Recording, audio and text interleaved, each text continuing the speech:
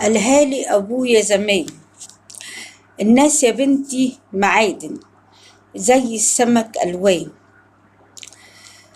والشدة هي اللي بتبين ولاد الأصول ومين الجبان. صح يا بنتي، زي ما قال المثل: صاحب كريم الأصل يعلي في عيون الناس، واللي صاحب جدع يسند عليه وقت الشدة.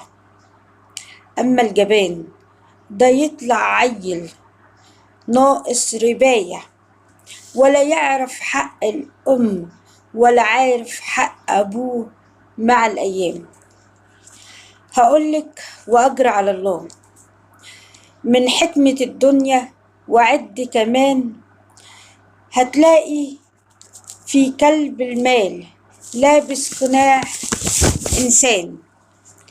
وأقولك كلام ما يغركيش في الناس أساميها، في ناس بتضحكلك، في ناس بتضحكلك والكره ماليها، وناس عويلة وماسكة عالدنيا وملابسها مدارياها،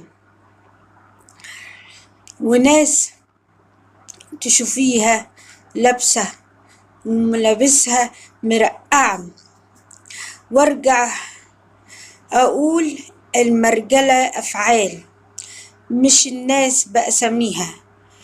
في شدتك غربال هيصفي وينخل النخال، هيسقط الناقص ويتعدى الرجال. واوعي تحزني على الخلق طلعت عار، انظري لغربالك هتلاقي ناس تتعد.